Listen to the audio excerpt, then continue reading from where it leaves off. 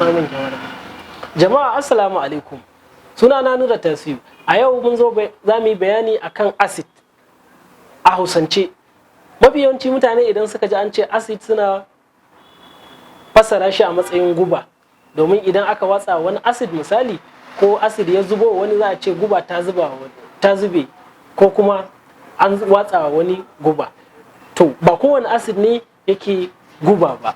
Domin akwai abubuwa da yawa na kayan abinci da muke amfani da su ko kayan sha da muke amfani da su da suke dauke da acid, kuma wannan acid ba guba bane domin jikin dan adam yana bukatar sa. Ga misali idan ka dauki lemon zaki, wato lemo idan ka sha shi kamar haka ka ji zaki sannan ka ji dan tsamtsama a bakin ka, wannan yana dauke da acid din da ake kira da ascorbic acid ko kuma vitamin C, wasu sukan ce da shi acid a vitamin C.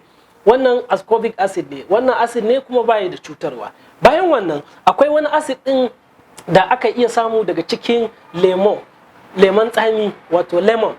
Shi ma wannan idan ka sha aka ji tsami. Wannan acid da yake cikin lemon tsami ba shi da guba, kuma ana kiransa da citric acid.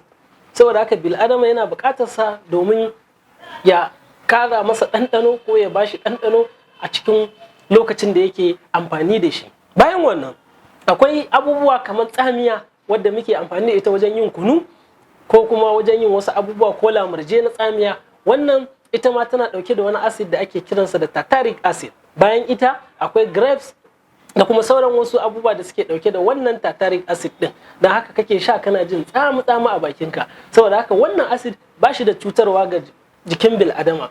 Jikin bil'adama yana buƙatar sa domin ci gaba da girma da rayuwa. Bayan wannan akwai abubuwa da yawa da muke amfani da su wanda suke dauke da acid, kamar misalin madara tana dauke da abin da ake cewa lactic acid, sai kuma vinegar wanda ake amfani da shi a cikin abinciccika da yawa wanda suke dauke da wani acid da ake kira da suna ethanoic acid ko kuma acetic acid. Duk wayannan acid din ana amfani da su a cikin abinci da kuma abin sha, ba su da kuma cutarwa mai yawa ga bil'adama kuma ba guba bane.